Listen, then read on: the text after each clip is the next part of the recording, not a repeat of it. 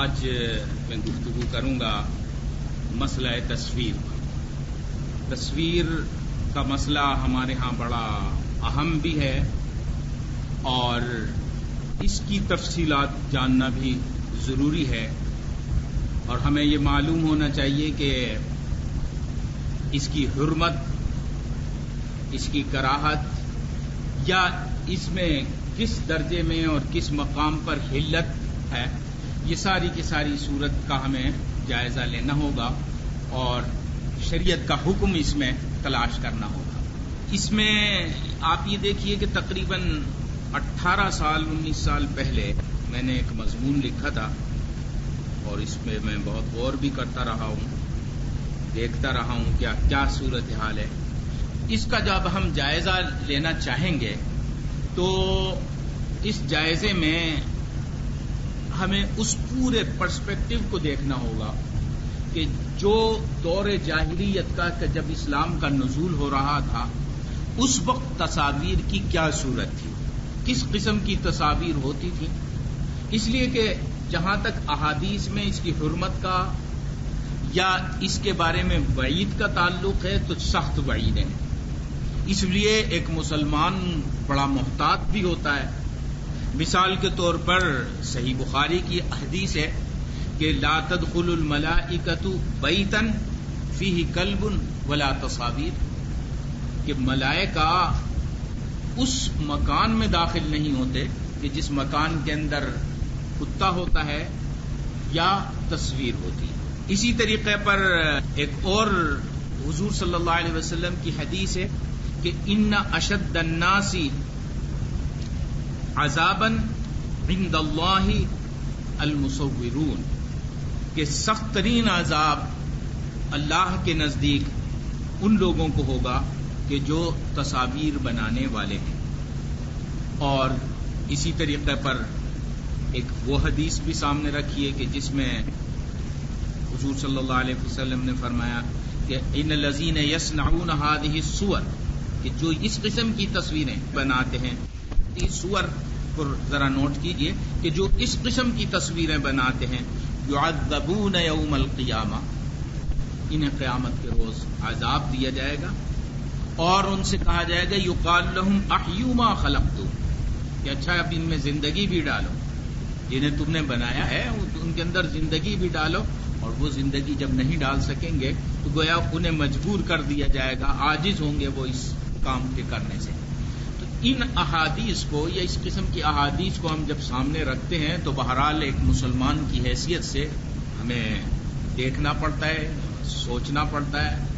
یہی وجہ ہے آپ دیکھیں گے کہ تصاویر کو بطور کلچر کے مسلمانوں نے کبھی نہیں اپنایا۔ اچھا، اس وقت جو صورتحال ہے نا، اس وقت صورتحال یہ ہے کہ آپ کو ہر قدم پر تصویر کی ضرورت پڑتی ہے۔ آپ کو شناختی کارڈ بنوانا ہے، آپ کو پاسپورٹ بنوانا ہے، آپ کو کسی تعلیمی ادارے میں داخلہ لینا ہے، جی، یا اسی طریقے پر ڈرائیونگ لائسنس ہے اور بہت سی چیزیں ہیں، ہے نا، تصویر کی ضرورت پڑتی ہے۔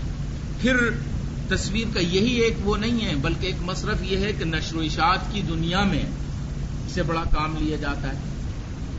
پھر نشر و اشاعت کے ساتھ ساتھ آپ یہ دیکھیے کہ انویسٹیگیشن اور انٹروگیشن جو ہے اس میں تصاویر سے بڑا کام لیا جاتا ہے۔ آج بھی جو بھی مجرم ہوتا ہے اس کا ایک اسکیچ بنا کر اخبار میں دے دیا جاتا ہے اور اس کے ذریعے مجرم تک پہنچا جاتا ہے۔ اس کا ایک یہ فائدہ ہے کہ اس سے آپ کو بڑی سہولت ہو جاتی ہے، اور اگر کسی مجرم کی تصویر حاصل کر لی جائے تو مجرم تک پہنچنا اور اس کو پکڑنا جو ہے وہ آسان ہو جاتا ہے۔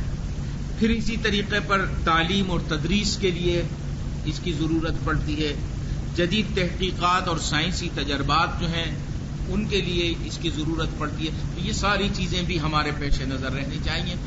بہرحال یہ تمام چیزوں کی حیثیت ان کو تو ہم بعد میں غور کریں گے، ہمیں دیکھنا یہ ہے کہ شریعت کا نقطۂ نگاہ کیا ہے۔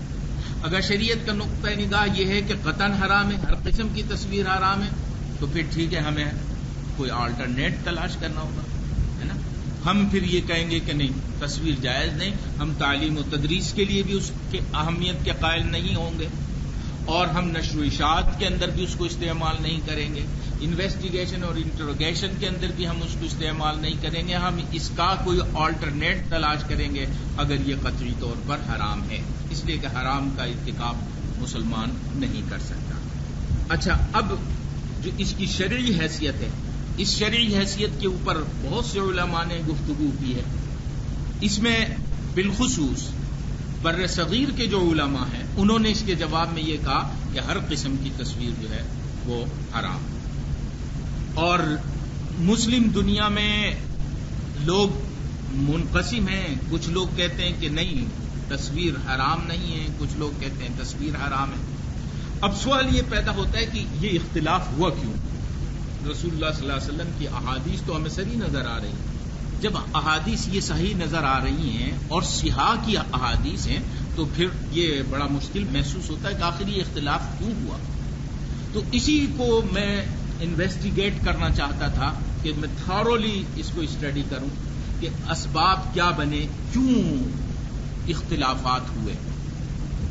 اچھا، اب جب مختلف پہلوؤں سے میں نے اس کا جائزہ لیا تو سب سے پہلے میں نے آغاز کیا قرآن حکیم نے کیا تصویر کے بارے میں کچھ کہا ہے یا نہیں کہا۔ ایک، قرآن حکیم میں اگر آپ جائیں تو کہیں تصویر کے بارے میں کوئی حکم صراحتاً قرآن حکیم میں نہیں ملتا، البتہ مجسموں کا ذکر آتا ہے۔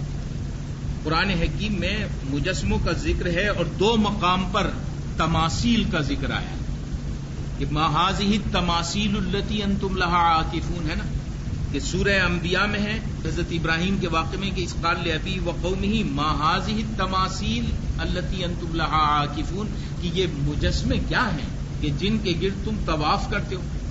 اس کا مطلب یہ کہ اس دور میں، اس زمانے میں کچھ لوگ مجسمے بناتے تھے اور ان مجسموں کے گرد طواف بھی کیا کرتے تھے۔ اب طواف سے آپ اندازہ لگائیے کہ اس کا مطلب یہ کہ ان کی پرستش ہوتی تھی، ہے نا۔ یہ مجسمے جن کا ذکر قرآن حکیم نے کیا ہے، یہ مجسمے شرک کے لیے ہوتے ہیں اور لوگ شرک کیا کرتے تھے، ان کی پرستش کیا کرتے تھے۔ اچھا، قرآن حکیم نے ایک پہلے تو تماثیل کا لفظ استعمال کیا ہے۔ ان لوگوں سے جب یہ پوچھا گیا کہ ما هذه التماثیل التي انتم لها عاکفون قالوا وجدنا آباءنا لها عابدین، اب آپ دیکھیے اس سے بالکل کلیئر ہو گیا کہ انہوں نے اس کے جواب میں یہ کہا کہ یہ تو وہ ہے ہمارے آباء و اجداد ان کی پرستش کرتے چلے ہیں۔ یہاں بڑا آپ کو دلچسپ معلوم ہوگا کہ جب انہوں نے یہ لفظ کہے کہ ہمارے آباء و اجداد ان کی عبادت کرتے رہے ہیں، تو پھر قرآن حکیم نے آگے چل کر تماثیل کا لفظ استعمال نہیں کیا۔ دیٹ از ویری امپورٹنٹ، اور اس سے ہمیں مسئلے کو سمجھنے میں مدد ملے گی۔ قرآن حکیم نے آگے چل کر جو لفظ استعمال کیا ہے وہ لفظ استعمال کیا ہے وزن کا، ما هذه التماثيل التي انتم لها عاكفون قالوا وجدنا آباءنا لها عابدين قال لقد كنتم انتم وآباؤكم في ضلال مبين۔ اس طرح قرآن حکیم نے ان کی گمراہی کا ذکر کیا ہے، اور ذکر کرنے کے بعد قرآن حکیم ان کے لیے تماثیل کا لفظ استعمال نہیں کرتا، قرآن حکیم نے پھر دو لفظ استعمال کیے ہیں۔ ایک اوثان کا لفظ، وثن کے معنی بت کے آتے ہیں، اور دوسرا لفظ ہے اصنام، جمع ہے صنم کی، صنم کے معنی بھی بت کے۔ اچھا، اب بت کسے کہتے ہیں؟ ایک تو ہے مجسمہ اور ایک ہے بت۔ اس کا مطلب یہ ہے کہ یہاں قرآن حکیم نے ہمیں یہ انڈیکیشن دی کہ دو چیزیں ہیں، دونوں میں ذرا فرق ہے۔ ایک تماثیل ہے، مجسمے ہیں، اور ایک مجسمے نہیں بلکہ اوثان یا اصنام ہیں، اور اوثان اور اصنام وہ ہیں کہ جس کی پرستش کی جاتی ہے۔ قرآن حکیم نے ذکر کیا کہ یہ تو تم نے ان کو اوثان بنا لیا ہے یا اصنام بنا لیا ہے، تو اصنام کا لفظ قرآن حکیم وہاں استعمال کر رہا ہے، پھر دوبارہ تماثیل کا لفظ استعمال نہیں کیا۔ اس کا مطلب یہ کہ اب وہ تماثیل نہیں رہے، محض مجسمے نہیں رہے، بلکہ اب وہ بت بن گئے ہیں، اس لیے کہ ان کی پرستش ہونے لگی۔ دوسری جگہ قرآن حکیم میں سورہ سبا میں تماثیل کا لفظ آتا ہے، اور یہ حضرت غالباً سلیمان علیہ الصلاۃ والسلام کے بارے میں ہے کہ جنوں کا ذکر آتا ہے کہ جن ان کی خدمت کیا کرتے تھے، وہاں قرآن حکیم کہتا ہے کہ یعملون لہ ما یشاء من محاریب وتماثیل وجفان کالجواب، کہ یہ جن ان کے لیے بنایا کرتے تھے جو وہ چاہتے تھے، محرابیں بناتے تھے، مجسمے بناتے تھے، بڑی بڑی دیگیں بنایا کرتے تھے. تو اب آپ یہ دیکھیے کہ یہاں تماثیل کا ذکر ہے اور حضرت سلیمان علیہ الصلاۃ والسلام کے لیے جن تماثیل بنایا کرتے تھے. یقینی بات ہے کہ جو جن تماثیل بناتے ہوں گے اس زمانے میں، وہ تماثیل یا مجسمے شرک کے لیے بہرحال حضرت سلیمان کے دور میں نہیں ہو سکتے.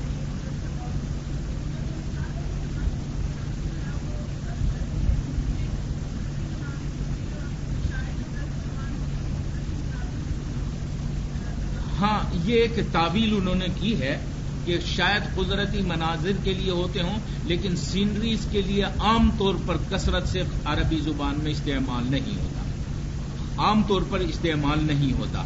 ظاہر یہی خیال ہے کہ وہ مجسمے ہی ہوتے تھے. عام طور پر اب مفسرین کے ذہن میں یہ ہے کہ تصاویر حرام ہیں، مجسمے حرام ہیں، تو یقیناً وہ حرام ہی ہوتے ہوں گے. جی، تو مناظر کے لیے تماثیل کا لفظ کس حد تک آتا ہے بڑا مشکل ہے یہ کہنا. ہو سکتا ہے استعمال ہوتا ہو، بہرحال یہ دیکھنا پڑے گا. تو بہرحال فی الحال ہم یہی رکھتے ہیں کہ قرآن حکیم میں حضرت سلیمان علیہ الصلاۃ والسلام کے سلسلے میں ذکر آتا ہے. بہرحال دو جگہ ہی آیا ہے تماثیل کا لفظ، تو ان دونوں جگہوں پر یا تو آپ مجسمے مراد لیں گے یا آپ قدرتی مناظر لیں گے. لیکن چونکہ اس کا اصل استعمال قدرتی مناظر کے لیے نہیں ہے بلکہ مجسموں ہی کے لیے ہے، تو جو اصل استعمال ہے فی الحال آپ وہی رکھیے. اچھا، اب حضرت سلیمان علیہ الصلاۃ والسلام کے سلسلے میں جب قرآن حکیم نے ان چیزوں کا ذکر کیا ہے تو اس ذکر کے ساتھ ساتھ اس کو قرآن حکیم نے نعمت بھی قرار دیا.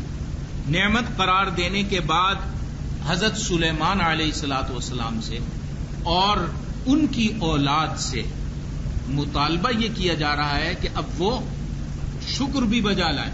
اعملوا آل داؤد شکرا، اے داؤد اور داؤد کی اولاد تم شکر بجا لاؤ کہ تمہیں یہ نعمتیں دی تھی کہ جنوں سے تم یہ کام لیا کرتے تھے. اب اس آیت کی بنیاد پر ہمارے مفسرین جو ہیں انہوں نے یہ کہا ہے کہ تصویر سابق مذاہب میں جائز تھی.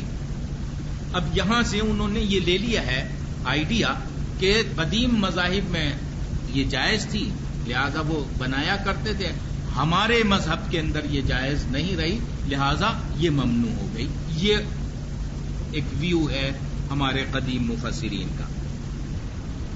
ایک بڑے مشہور مفسر ہیں اور ان کی تفسیر کو اگر آپ دیکھیں نا، میرا اپنا ذاتی خیال یہ ہے کہ تفاسیر جتنی بھی میں نے دیکھی ان میں مجھے تفسیر قرطبی سے زیادہ اچھی کوئی نہیں لگی. یہ میرا اپنا ذاتی رجحان ہے، ہر چیز مجھے اس میں ملتی ہے. 8-9 جلدوں کے اندر ہے، بڑی ضخیم. الجامع لاحکام القرآن امام قرطبی کی تفسیر ہے.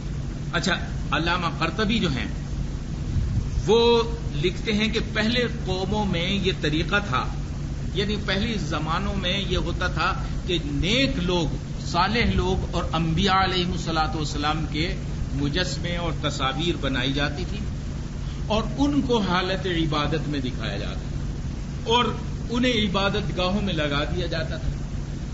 شاید مقصد اچھا ہی تھا، مقصد یہ تھا کہ جب انبیاء علیہ الصلاۃ والسلام کو آپ حالت عبادت میں دیکھیں گے تو آپ کے اندر بھی ایک جذبہ عبادت پیدا ہوگا.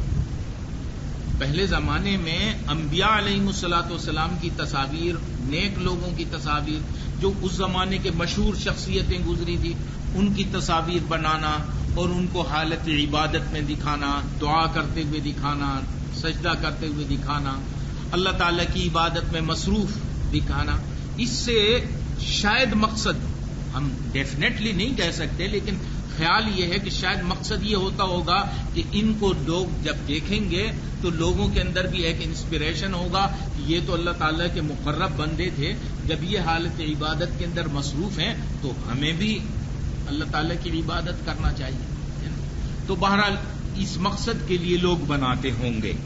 لیکن جب انہیں آویزاں کر دیا جاتا تھا نمایاں عمارتوں میں اور عبادت گاہوں میں، تو مقصد تو یہ تھا کہ ان کو دیکھ کر جذبہ عبودیت پیدا ہو.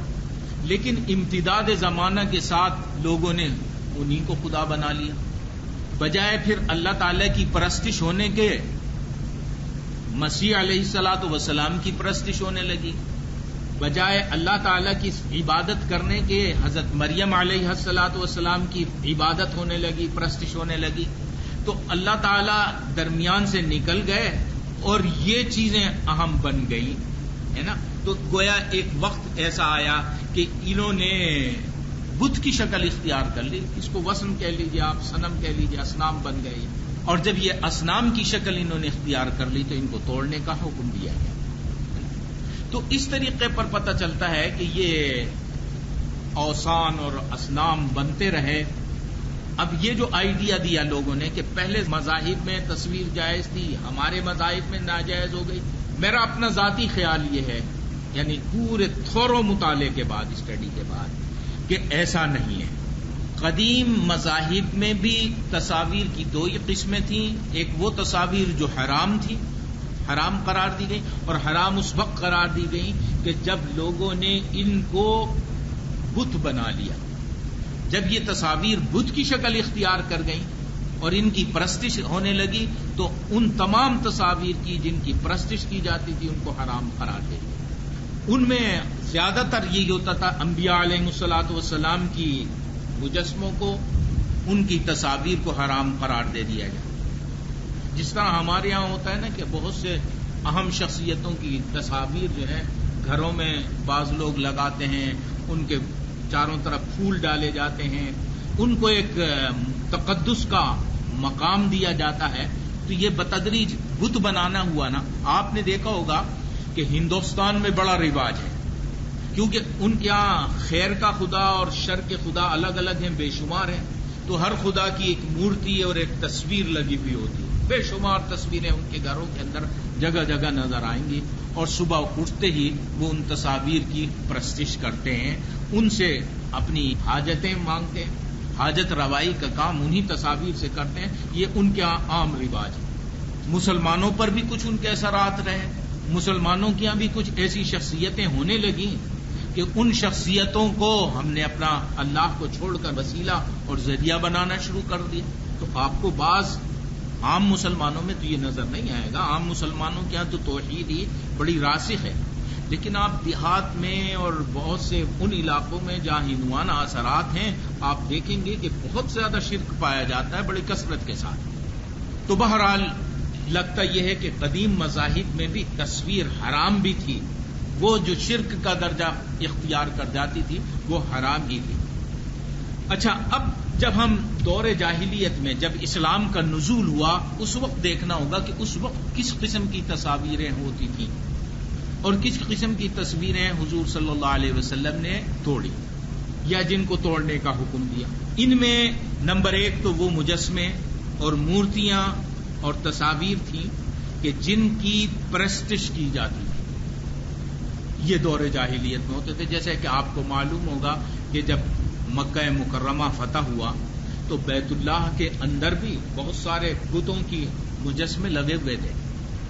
ان مجسموں کی دور جاہلیت میں پرستش ہوتی تھی. ہر قبیلے کا الگ بت تھا اور کوئی بڑا بت ہے اور کوئی چھوٹا بت ہے. یہ بے شمار بت تھے. تو سینکڑوں بت بیت اللہ کے اندر بھی لوگوں نے لگا لیے تھے دور جاہلیت میں. حضور صلی اللہ علیہ وسلم نے ان تمام بتوں کو توڑا. ان بتوں کی حرمت کے اندر کوئی شک و شبہ نہیں ہے نا. ان بتوں کی یعنی ہر وہ تصویر جس کی عبادت اور پرستش کی جانے لگے کسی بھی سوسائٹی میں کسی بھی معاشرے میں اس کو ہم کیا کہیں گے؟ صنم کہیں گے، اس کو وثن کہیں گے. اصنام اور اوثان جس طرح قرآن حکیم نے استعمال کیا ہے اور قطعاً حرام ہے، ان کی حرمت کے اندر کوئی شک و شبہ نہیں. دوسرے انبیاء علیہم الصلوۃ والسلام اور صالحین کے مجسمے ہوتے تھے. یہ انبیاء اور صالحین کے مجسمے جو تھے بعض لوگوں نے تو اسی حد تک رکھا کہ یادگار ہے، یہ نیک لوگ تھے اور ان کے نیکی کی وجہ سے ہم پر اثرات ہوں گے، تو کچھ لوگ ان کی محض اس درجے میں رکھتے تھے، کچھ لوگ ان سے وسائل اور برکتیں حاصل کرنے لگے تھے اور ان کو ایک ذریعہ بنانے لگے تھے اور ایک شرک کا سلسلہ شروع ہو گیا تھا. یہ صورت تھی. تیسری قسم جو تصاویر تھیں وہ تھیں کہ جو محض لہو و لعب کے لیے بنائی جاتی ہیں، کھیل کود کے لیے. ان کا اور کوئی مقصد نہیں ہوتا تھا، نہ زیب و زینت ان کا مقصد ہے، بس محض لہو و لعب کے لیے تصویر بنا لی ہے. اس کا مقصد ان کا تقدس ہے، نہ ان کا احترام ہے اور نہ ہی ان کی عبادت اور پرستش کی جاتی تھی. چوتھے نمبر پر وہ تصاویر تھیں چھوٹی چھوٹی مورتیاں یا گڑیاں جو چھوٹے بچوں کے کھیلنے کے لیے اور ان کی تعلیم اور تربیت کے لیے بنائی جاتی تھی. ایک قسم کی ایجوکیشن اور ٹریننگ بچوں کی یا بچیوں کی ہوا کرتی تھی کہ وہ گڑیوں سے کھیل میں بہت کچھ سیکھ لیا کرتی تھی. تو اس قسم کی تصاویر ہوتی تھی. یہ تصاویر بھی پائی جاتی تھی. یہ زمانہ جاہلیت میں یہ 4 قسم کی تصاویر ملی. جو پہلی قسم کی تصویریں جس کو ہم نے ذکر کیا کہ محض پرستش کے لیے بنائی جاتی تھی، تو جو پرستش کے لیے بنائی جاتی تھی تو وہ تو مجسمے قطعاً جائز نہیں، مکمل طور پر حرام ہے. اسلام کی بنیاد توحید پر ہے اور ہر وہ چیز جس سے توحید پر ذرا بھی زد پڑتی ہو شرعاً جائز نہیں.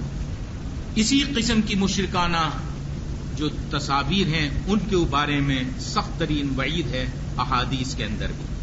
اچھا، دوسری قسم کی جو مجسمے یا تصاویر بنائی جاتی تھیں وہ انبیاء اور صالحین کے مجسمے، اور ان کو حالت عبادت میں دکھایا جاتا تھا تاکہ لوگوں کے اندر ان کو حالت عبادت میں دیکھ کر اپنے اندر جذبہ عبادت پیدا ہو. یہ مقصد ہوتا تھا. لیکن امتداد زمانہ کے ساتھ یہ مقصد تو پس منظر میں چلا گیا. بسا اوقات یہ ہوتا ہے کہ جو اصل مقصد آپ مقرر کرتے ہیں وہ پس منظر میں چلا جاتا ہے، کم ایجوکیشن کی وجہ سے، یہ جہالت کی وجہ سے، اور ان کا فی نفسی ان کا تقدس اور ان کا احترام اتنا بڑھ جاتا ہے کہ لوگ انہی کو اپنا معبود سمجھ بیٹھتے ہیں.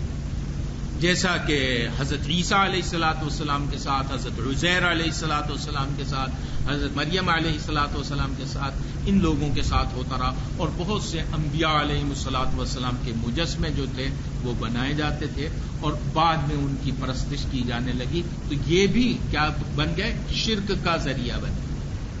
آپ یہ دیکھیے کہ قرآن حکیم یہ شریعت اسلامی جو ہے وہ محض شرک کو نہیں روکتی بلکہ ان تمام ذرائع کو بھی روکتی ہے کہ جو شرک کی طرف لے جاتے ہیں. شرک کی طرف جانے والا ہر راستہ جو ہے وہ بند کرنا پڑے گا.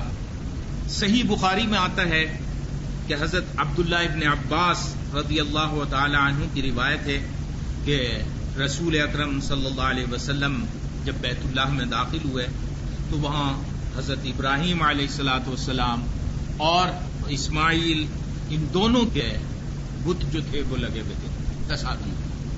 اچھا، تصاویر جب بناتے تھے ایک زمانہ تو وہ تھا کہ انبیاء کو حالت عبادت میں دکھاتے تھے. امتداد زمانہ کے ساتھ پھر یہ صورت ہوئی کہ وہ ان کو اس حالت میں دکھانے لگے کہ جو حالت ان کی اپنی بن گئی تھی. مثال کے طور پر جوئے اور سٹے یہ خود بھی کھیلا کرتے تھے اور اس کے جواز کی صورت پیدا کرنے کے لیے یہ دکھایا کرتے تھے کہ حضرت ابراہیم علیہ الصلوۃ والسلام کے ہاتھوں میں بھی وہ پاسوں کے تیر ہیں، وہ چلا رہے ہیں، وہ سٹا کر رہے ہیں. تو حضرت ابراہیم اور حضرت اسماعیل کو اس حالت میں دکھایا گیا تھا. اب آپ دیکھیے کہ حضور صلی اللہ علیہ وسلم نے جب ان کے مجسموں کو دیکھا تو آپ نے فرمایا اللہ تعالیٰ ان لوگوں کو ہلاک کرے جنہوں نے یہ شرک کیا اور ان کے مجسمے بنائے. یہ ابراہیم اور اسماعیل علیہ الصلوۃ والسلام کو اللہ کے نیک بندے تھے، انہوں نے تو خالصتاً اللہ تعالیٰ کی عبادت کی ہے اور اس قسم کی برائی کے اندر یہ لوگ کبھی بھی مبتلا نہیں ہوئے. اچھا، اب یہ اس قسم کی تصاویر جو تھیں یہ بھی کیا ہو رہی تھی؟ شرک کا ذریعہ بن رہی تھی. فرض کر لیجئے آج ہمارے زمانے میں حضور صلی اللہ علیہ وسلم کی تو بہرحال تصویر نہیں تھی، لیکن فرض کر لیجئے آج تصویر ہوتی تو یقیناً بہت سے لوگ شرک کرنا شروع کر دیتے. یہ تو اللہ تعالیٰ نے شاید اسی لیے کیا کہ حضور صلی اللہ علیہ وسلم کی کوئی تصویر موجود ہی نہیں رہی. حضور صلی اللہ علیہ وسلم تو اس لیے دنیا میں تشریف لائے تھے کہ انسانوں کو اللہ سے ان کا تعلق جوڑ دیں اور انسان اللہ سے وابستہ رہے. اور حضور صلی اللہ علیہ وسلم کے شاید اللہ تعالیٰ نے اسی لیے کوئی مرد اولاد بھی پیدا نہیں کی کہ کہیں لوگ ان کو سر پر نہ چڑھا لیں. ہے نا احترام اور عزت وہ اپنی جگہ، لیکن احترام اور عزت اور تقدس کو اس درجے پر نہ لے جایا جائے جس درجے پر حضرت ابراہیم اور حضرت اسماعیل کی قوم نے کیا کہ اپنے انبیاء علیہم الصلاۃ والسلام کو انہوں نے اللہ کی جگہ انہی کی پرستش کرنا شروع کر دی. بہت سی چیزوں کے اندر ہمارا طرز عمل جو ہے وہ یہ ہوتا ہے کہ ہم غلو زیادہ کرنے لگتے ہیں. یہ غلو ہمیں نہیں کرنا چاہیے. ہمیں یہ دیکھنا چاہیے کہ صرف عبادت اللہ تعالیٰ کی کرنی، انبیاء علیہم الصلاۃ والسلام کی اتباع کرنی. اچھا آپ یہ دیکھیے کیا حضور صلی اللہ علیہ وسلم نے اس زمانے میں بھی تو آثار موجود تھے. حضرت ابراہیم علیہ الصلاۃ والسلام کے آثار تو موجود تھے نا. حضور صلی اللہ علیہ وسلم نے کیا کبھی حضرت ابراہیم کی قبر پر جا کر کوئی شرک کیا؟ نہیں کیا نا. کبھی ثابت ہے؟ آپ ساری سیرت پڑھ لیجیے. اور بہت سے وہ مقامات تھے کہ جہاں بہت سے انبیاء علیہم الصلاۃ والسلام کے آثار موجود تھے، لیکن اس تمام کے باوجود حضور صلی اللہ علیہ وسلم نے تو ایسا نہیں کیا. جب ایسا نہیں کیا تو ہم پابند ہیں رسول کی اتباع کے، ہے نا. اور اس اتباع میں محبت بھی ہونی چاہیے. محبت کے ساتھ رسول کی اتباع کریں. اب اس اتباع کے اندر اور محبت کے اندر ایسا نہ کریں کہ حضور صلی اللہ علیہ وسلم کو جب مقام نبوت ہے اس سے ہٹا کر ہم مقام الوہیت دے دیں، تو یہ حضور صلی اللہ علیہ وسلم کے ساتھ ہم کوئی عدل اور انصاف نہیں کریں گے. انبیاء کو تو چھوڑیے، ہم نے تو بہت سی اہم شخصیتوں کے ساتھ کیا کرنا شروع کر دیا. آپ یہ دیکھیے کہ کیا لوگ جا کر سجدہ نہیں کرتے. طواف بھی ہوتا ہے اور باقاعدہ سجدہ ہوتا ہے.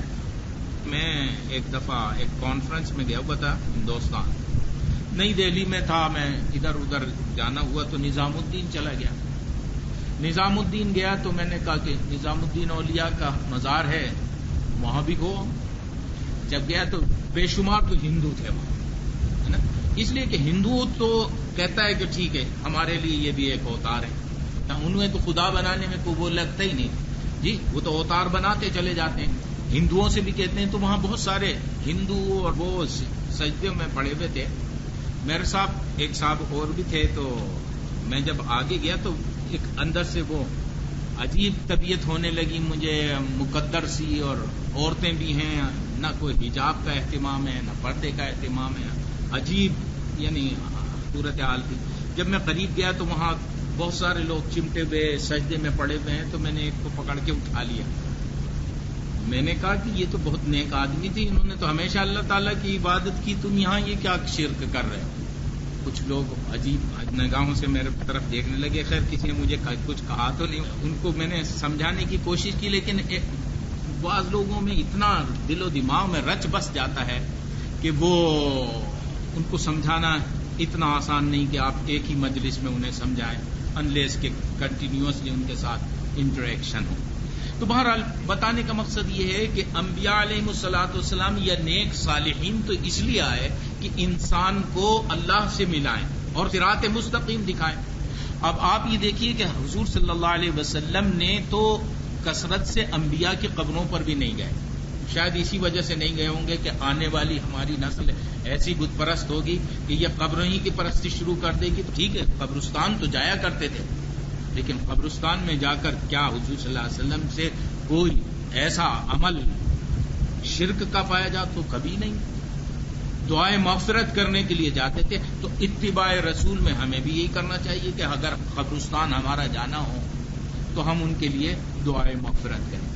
اور بہت سی صورتوں میں تو قبرستان جانا بھی ضروری نہیں. لعلمنی لوگ کوئی متعین کر لیتے ہیں کہ بس فلاں دن ہی دعائیں مغفرت کریں گے، اس کے بعد کبھی دعائیں مغفرت نہیں کریں گے، ساری عمر نہیں. آپ روزانہ کیجیے.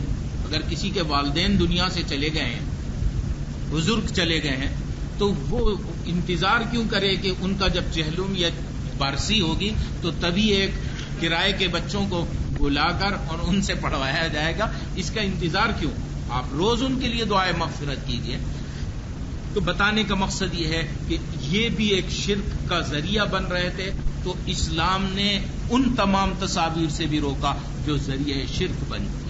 لہذا مقدس افراد کی بطور تقدس کے تصاویر بنائی جائیں، چونکہ ہو سکتا ہے آپ تو شرک نہ کریں، لیکن آپ نے جو تصویر بنا دی کل اس کے ساتھ کوئی شرک کرنے لگے، کوئی ان کی پرستش کرنے لگے، کوئی ان کی عبادت کرنے لگے، ان سے اپنے لیے کچھ مانگنے لگے، تو یہ چیزیں اگر پیدا ہونے لگیں تو آپ ایک ذریعہ تو بن جائیں گے۔ لہذا اس قسم کی تصاویر سے بھی روک دیا گیا۔ حضور صلی اللہ علیہ وسلم نے بیت اللہ کے اندر تو جتنے بھی لگے ہوئے تھے وہ سب توڑ دیے۔ اچھا، یہ تصاویر چونکہ دوسرے نمبر پر تھیں اور یہ بھی شرک کا ذریعہ بن رہی تھیں، جی، لہذا ان کے عقیدت کی وجہ سے بن رہی ہوں گی یا جو جس وجہ سے بھی غلو کی وجہ سے، تو اسلام دین توحید ہے، لہذا اس نے ایسے ذرائع کو بھی منع کر دیا۔ آتا ہے نا کہ لا تقربوا الفواحش، کہ فواحش کے قریب بھی نہ جاؤ، منکرات کے قریب بھی نہ جاؤ۔ تو افحش الفواحش تو شرک ہے، شرک سے بڑھ کر منکر اور کوئی منکر نہیں ہو سکتا، لہذا شرک کی طرف لے جانے والی جتنی بھی صورتیں ہوں گی وہ تمام کی تمام ان کی بیخ کنی کی گئی ہے اور ان کو بھی روک دیا گیا۔ لہذا دور جاہلیت میں اس قسم کی جو تصاویر ہوتی تھیں ان تصاویر کو بھی حضور اکرم صلی اللہ علیہ وسلم نے منع کیا۔ یہاں ایک چیز کا میں اور ذکر کر دوں، وہ بھی بڑا اہم ہے۔ ہمارے ہاں علماء نے یہ کہا ہے کہ تصویر جاندار کی ناجائز اور بے جان کی جائز، یہی ہے نا؟ یعنی اگر آپ گلاس کی تصویر بنائیں تو جائز ہے نا، مکان کی یا نیچرل ویوز ہیں، سینریز ہیں، کائنات کے اندر بے شمار چیزیں ہیں، اگر آپ ان کی تصاویر بنائیں تو اس کے بارے میں حرمت کو وہ نہیں قائل۔ لیکن میرا اپنا ذاتی خیال ہے کہ یہ تقسیم نہیں، تقسیم یہ نہیں ہے کہ جاندار کی اور بے جان کی حلال ہے، ایسا نہیں، بلکہ تصویر ہر اس چیز کی حرام ہے جو بت کا درجہ اختیار کر۔ اگر کسی بے جان چیز کی پرستش ہوتی ہے، جی، اس کی تصویر بھی بت ہی کہلائے گی۔ اس کی مثال مجھے ملی احادیث کے اندر۔ حدیث میں مثال جو مجھے ملی وہ ملی کہ عدی بن حاتم کی روایت ہے کہ فرماتے ہیں کہ رسول اللہ صلی اللہ علیہ وسلم کے پاس میں گیا اور میری گردن میں سونے کی سلیب پڑی ہوئی تھی، میری گردن میں سونے کی سلیب پڑی ہوئی تھی، تو حضور صلی اللہ علیہ وسلم نے اس کے اوپر جو الفاظ فرمائے وہ یہ تھے کہ القی ھذا الوسن عنک، یہ بت اپنے جسم سے نکال پھینکو۔ یہاں حضور اکرم صلی اللہ علیہ وسلم نے اس کو بت کہا ہے۔ اب اس سے ہم استدلال یہ کر سکتے ہیں کہ اگر کہیں صلیب کی پرستش ہوتی ہے، وہاں صلیب کی تصاویر بنا کر فروخت کرنا یہ بھی شرک کے اندر داخل ہوگا اور اس کی اجازت نہیں۔ اب صلیب تو جاندار نہیں ہے نا، وہ تو کراس ہے نا۔ اب جب صلیب جاندار نہیں ہے، لیکن یہ کہ ایک علاقہ ایسا ہے کہ جہاں پر اس صلیب کے ساتھ شرک ہوتا ہے، اس کی پرستش کی جاتی ہے، اسی سے اپنی حاجت روائی کی جاتی ہے، تو اب تصاویر گھروں کے اندر سجائی جاتی ہو، کرسچن کثرت سے رہتے ہوں، تو وہاں آپ کے لیے یہ حرام ہوگا کہ آپ صلیب کی تصاویر کا کاروبار کریں، اس وجہ سے کہ یہ صلیب شرک کے لیے استعمال ہوگا۔ اگرچہ یہ جاندار نہیں ہے، بے جان ہے، لیکن اس کی تصویر بھی کیا ہوگی؟ حرام ہوگی۔ اسی طریقے پر فرض کر لیجئے اگر ایک ایسی سوسائٹی ہے کہ جس سوسائٹی کے اندر آتش پرست رہتے ہیں، جس طرح ایک زمانے میں ایران میں بہت تھے، آتش کدے کی پرستش کی جاتی تھی، تو اس زمانے میں یہ ہوتا تھا کہ ہر گھر کے اندر آتش کدا بنا ہوتا تھا اور اس آتش کدے کے ارد گرد بیٹھ کر لوگ اس کی پرستش کیا کرتے تھے۔ سورج کی بھی پرستش اسی لیے کی جاتی تھی کہ سورج کے اندر بھی حرارت ہے، تو ہر وہ چیز جس کے اندر حرارت اور شدت پائی جاتی تھی اس کی یہ لوگ عبادت کیا کرتے تھے۔ چنانچہ سورج کے نکلتے وقت، غروب ہوتے وقت، استوا کے وقت ان کی باقاعدہ عبادت کی جاتی تھی، اور اپنے گھروں کے اندر ہر گھر کے اندر آتش کدا بنایا جاتا تھا۔ آپ کو اگر دیکھنے کا موقع ملا ہو پاکستان میں کراچی میں ان کا ہے آتش کدہ بنا ہوا. آپ یہ دیکھیے کہ ان کے جو آرکیٹیکٹ ہیں وہ اس قسم کی آئیڈیاز کو ہمیشہ فلوٹ کرتے رہتے ہیں کہ آگ کی بڑی امپورٹنس ہے. انٹرنیشنلی یہ جو گیمز ہوتے ہیں اس کے اندر آگ کو لے کر چلنا ہے نا، آرکیٹیکٹ ان کے ہوتے ہیں، وہ جب یہ کام کرتے ہیں تو ہمیشہ یہ چاہے عقیدہ نہ دیتے ہوں لیکن یہ کہ اس کو بڑا فالو کرتے ہیں.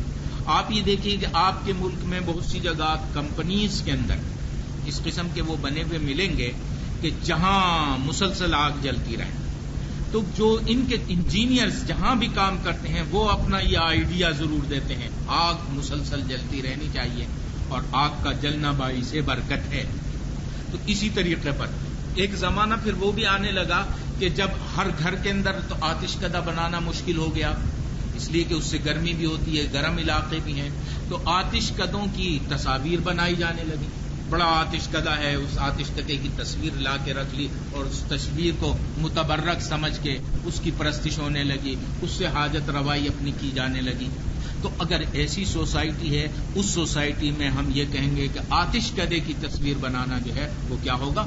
حرام ہوگا، اگرچہ آتش کدہ جاندار نہیں. ہندو معاشرے میں تو بے شمار چیزوں کی پرستش ہوتی ہے. ہر وہ چیز جس کے اندر کوئی نفع ہے وہ بھی خدا ہے، ہر وہ چیز جس کے اندر کوئی نقصان کا پہلو ہے وہ بھی خدا ہے.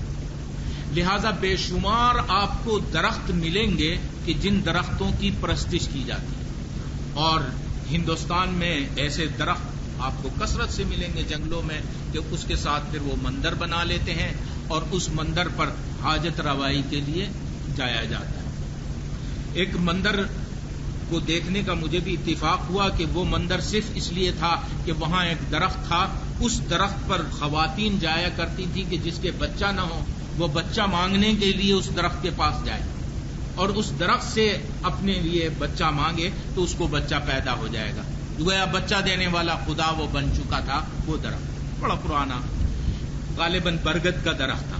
تو اب آپ یہ دیکھیے کہ اس قسم کی اگر سوسائٹی ہے، اگر آپ اس کی تصویر بنا کر فروخت کریں تو اس معاشرے کے اندر وہ تصویر تو بدھ کے لیے استعمال ہوگی. تو اس طرح آپ دیکھیے کہ جس چیز سے شرک پھیل رہا ہو اس کی تصاویر بھی ممنوع ہے، اس لیے کہ وہ شرک کا ذریعہ بن رہا ہے. سوال یہ پیدا ہوتا ہے کہ یہ تصاویر تو ہو گئی حرام، نمبر 1 نمبر 2 دونوں. اب سوال یہ پیدا ہوتا ہے کہ وہ تصاویر نمبر 3 پر ہم نے بیان کی تھی کہ جو محض لہو و لعب کے لیے استعمال ہوتی ہوں اور ان کا کوئی مقصد نہ ہوتا ہو. تو جن چیزوں کا کوئی مقصد نہیں، اسلام میں یہ چیز کبھی بھی پسندیدہ نہیں رہی.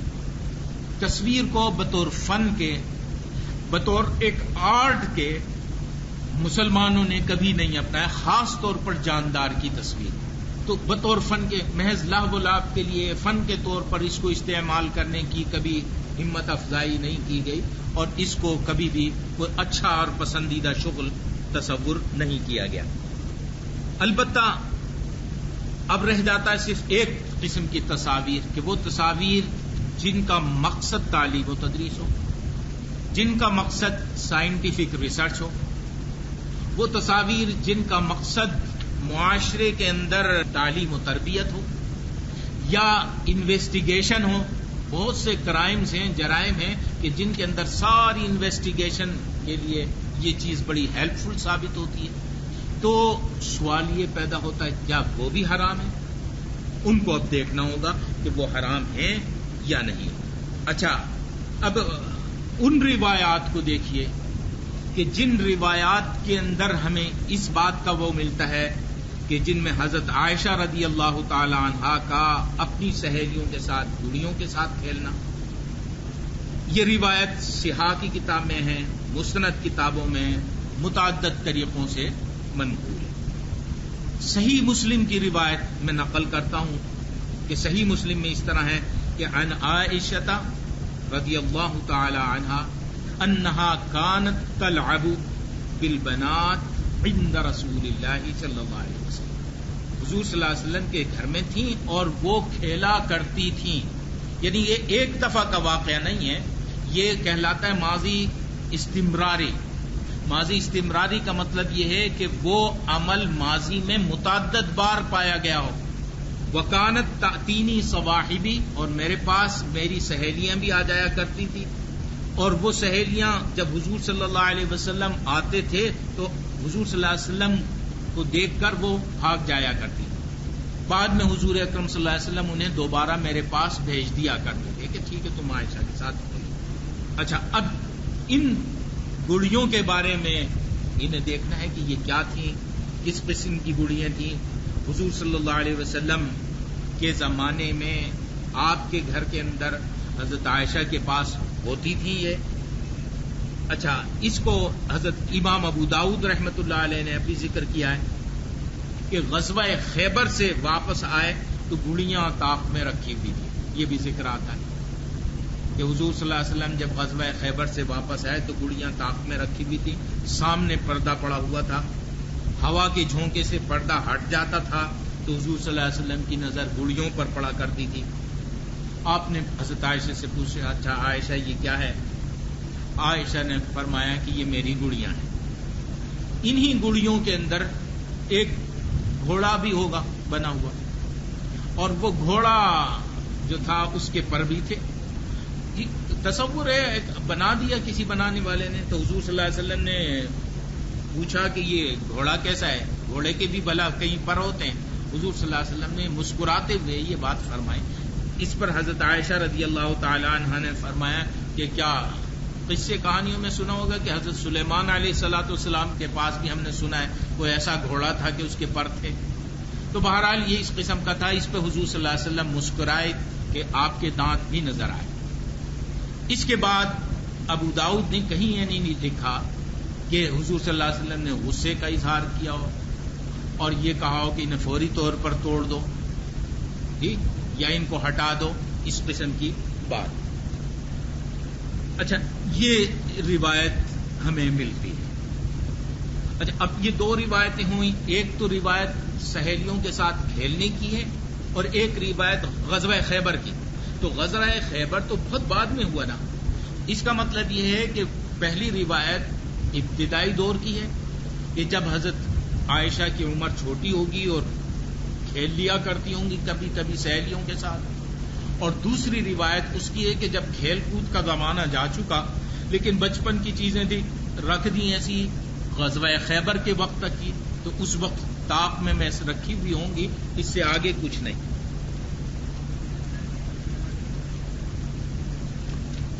یقیناً ڈیکوریشن کے لیے نہیں رکھا تھا، لیکن یہ کہ تصاویر ڈیکوریشن کے لیے مسلمانوں نے کبھی بھی استعمال نہیں کی ہے نا. لیکن یہ ہے کہ چونکہ وہ بچپن میں کھیلا کرتی تھی رہ گئی تھی، اب کھیل کود کا تو زمانہ نہیں رہا، انہیں اٹھا کے رکھ دیا. رکھی بھی رہتی تھی پردے کے پیچھے، لیکن ہوا سے کبھی پردہ ہٹ جاتا تھا تو وہ نظر بھی آ جاتی تھی. اب ان دونوں موقعوں پر اگر ہم پورا تجزیہ کریں تو حضور صلی اللہ علیہ وسلم نے ناراضگی کا اظہار نہیں کیا. ناراضگی کا اظہار یہاں کہیں نظر نہیں آ رہا ہے. کیوں نظر نہیں آ رہا ہے؟